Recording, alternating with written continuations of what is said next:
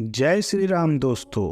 क्या हुआ जब अचानक से अयोध्या में राम जी के गर्भगृह में प्राण प्रतिष्ठान के दौरान प्रकट हो गए दिव्य शेषनाग, जिनका संबंध साक्षात लक्ष्मण जी से बताया जा रहा है। प्राण प्रतिष्ठान के दौरान इतना बड़ा चमत्कार देखकर बड़े बड़े पंडित विशेषज्ञ के साथ साथ देश के प्रधानमंत्री के भी होश उड़ गए, लेकिन इसे काफी शुभ संकेत माना जा रहा है। इसके पीछे की सच्चाई जानकर आपके भी होश उड़ जाएंगे।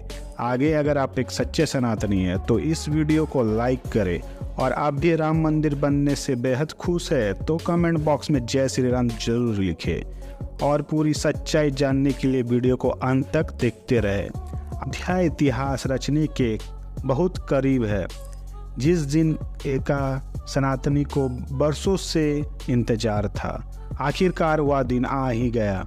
अयोध्या में बन रहे भव्य मंदिर में जब प्रभु ने विराजमान होकर अपने भक्त को दर्शन दे ही दिए। प्राण प्रतिष्ठान से पूर्व ही अस्थायी गर्भगृह में रामलल्ला के दर्शन बंद कर दिए गए। अब 23 जनवरी से दोबारा दर्शन प्रारंभ होंगे, जब रामलल्ला को नवनिर्मित राम मंदिर के गर्भगृह में स्थानांतरित किया जाएगा। इस आंदोलन की आंच में पूरा देश झुलस रहा था। सैकड़ों की सीनों में गोलियां खाई और हजारों ने अपना लहू पानी के तरह बहा दिया।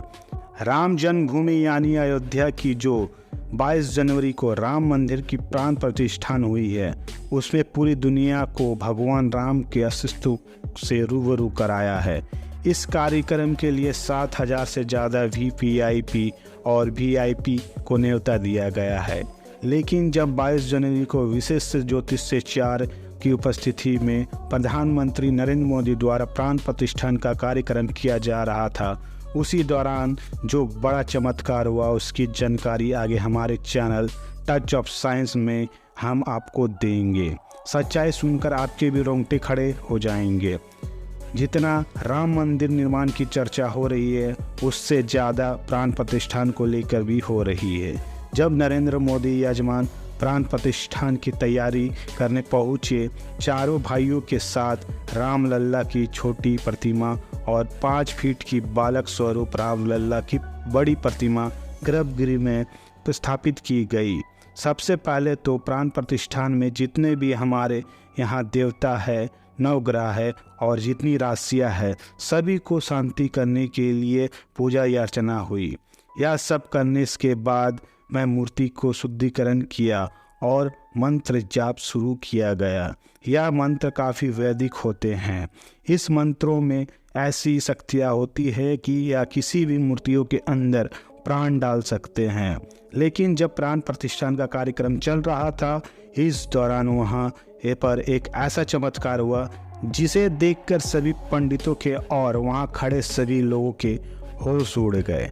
गर्भगृह में प्रभु श्री राम की मूर्ति में चरणों के पीछे से अचानक सांप का एक छोटा बच्चा वहाँ निकल आया, जिसे देखने के बाद सभी लोगों का यही मानना था स्वयं शेषनाग की प्रतिमा प्राण प्रतिष्ठान के इस कार्यक्रम में आहुति दी है।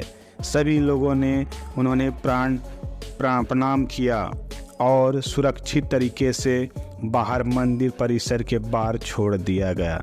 लेकिन सबके मन में यही सवाल था, गर्भगृह बहुत सुरक्षित है, चारों तरफ से अंदर किसी जीव जंतु के आने का कोई संभावना नहीं है, तो सांप का छोटा सा सांप का बच्चा मूर्ति के पैरों पे आखिर वहाँ कहाँ से आया था? क्या वह वहाँ पर चमत्कारी रूप से प्रकट हुआ था? इसके बाद यह चमत्कार को शुभ संकेत मानकर स्वयं लक्ष्मण जी की वहाँ पर उपस्थिति मानकर पुण्य प्राण प्रतिष्ठान का कार्यक्रम शुरू किया गया। अब वो सबको इंतजार था कि उन 84 सेकेंड का, जिनके दौरान प्रभु श्री राम की आंखों से पट्टी हटाने वाली थी और मूर्तियां में प्राण प्रतिष्ठान होने वाली थी। इन 84 सेकंडों को विशेष मुहूर्त के तौर पर देखा जाता है, जिसे अभिजीत मुहूर्त कहते हैं, जो कि 11 बजे से लेकर 12 बजे के बीच कुछ सेकंड होते हैं और जैसे ही 11 से 12 के बीच अभिजीत मुहूर्त का निर्माण हुआ, उस खास 84 सेकंड के दौरान विशेष ज्योतिषाचार्य द्वारा प्रभु श्री राम की आंखों की पट्टी खोल दी गई। मूर्ति की आंखों के सामने से रखा हुआ कांच अपने आप टूट गया और मूर्ति की प्राण प्रतिष्ठा संपन्न हुई। मतलब कहा जाए कि प्राण प्रतिष्ठान अतन पत्थर की मूर्ति को जीवित करना है, चाहे पत्थर की मूर्ति को, चाहे धातु की मूर्ति हो, चाहे लकड़ी की मूर्ति हो। जो भी मूर्ति होती है प्राण प्रतिष्ठान होने पर ही वह पूजनीय होते हैं। यदि प्राण प्रतिष्ठान नहीं है तो जैसे दुकान पे पड़ी हुई मूर्ति वही है। तो इससे लिए इसकी विधि विधान से प्राण प्रतिष्ठान व्यवस्था है। शक्तियाँ परमात्मा में होती है, उन मंत्रों के द्वारा उन सारी शक्तियों को उस प्रतिमा में स्थापित किया जाता है, जिससे लोग दर्शन करने के बाद और लाभ उठाते हैं और उन जिन जिन भगवानों के साथ उनका दर्शन करते हैं उनका कल्याण होता है। अब सवाल उठता है कि अगर प्राण प्रतिष्ठान के दिन आम जनता राम मंदिर के दर्शन नहीं कर सकते तो उसके लिए मन के द्वार कब खुलेंगे। बता दें कि आम जनता के लिए राम मंदिर के द्वार 25 जनवरी से खुल जाएंगे। हालांकि राम मंदिर के दर्शन के लिए लोगों को पहचान संबंधित अपना दस्तावेज लेकर जाने होंगे। इन दस्तावेजों के लिए लिस्ट में आधार कार्ड को सबसे पहले नंबर में रखा गया है। इसके अलावा देश भर में संघ के 45 प्रांतों में रहने वाले को भी राम मंदिर दर्शन का न्योता भेजा गया है। इसके तहत रोजाना 25,000 लोग 45 दिन तक रामलला के दर्शन करेंगे, जिनके ठहरने और खाना पीने की व्यवस्था राम मंदिर ट्रस्ट की ओर से की जाएगी। बता दें कि इनमें वे लोग शामिल होंगे जिन्होंने राम मंदिर आंदोलन में हिस्सा लिया था, जिन्होंने राम मंदिर धन संग्राम में कंधे से कंधा मिलाकर साथ दिया था। अब हम आपको अयोध्या में बने इस राम मंदिर की कुछ ऐसी हैरान करने वाली विशेष बताएंगे जिसके बारे में आपको भी नहीं पता होगा। और अगर आप एक सच्चा राम भक्त है तो वीडियो के अंत तक जरूर बने रहे। मंदिर का निर्माण प्राचीन भारत के नागर शैली में किया गया।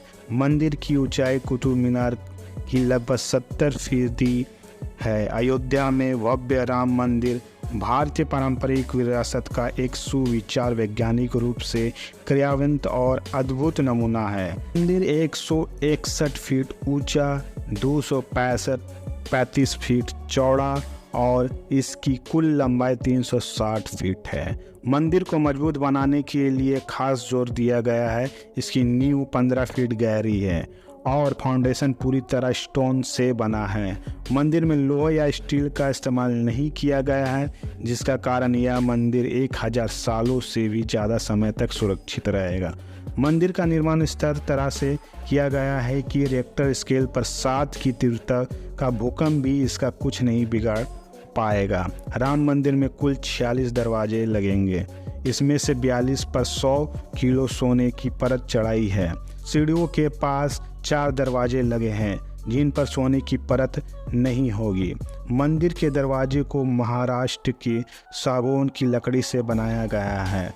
इन पर हैदराबाद के कारीगरों ने नक्शाकारी का काम किया है। मंदिर में रामनवमी के दिन भगवान राम का अभिषेक सूर्य की किरणों से होगा। दोपहर के समय जब सूर्य दक्षिण की ओर होगा तब मिरर और लेंस से सूर्य की रोशनी रिफ्लेक्ट होकर भगवान के ललाट पर चढ़ेगी। सच में दोस्तों, राम मंदिर का इतिहास बहुत बड़ा है और हम सभी इसके इतिहास के सामने बहुत छोटे हैं, लेकिन यह हमारा सौभाग्य है कि हम राम मंदिर को बनता हुआ अपनी आंखों से देख पाए।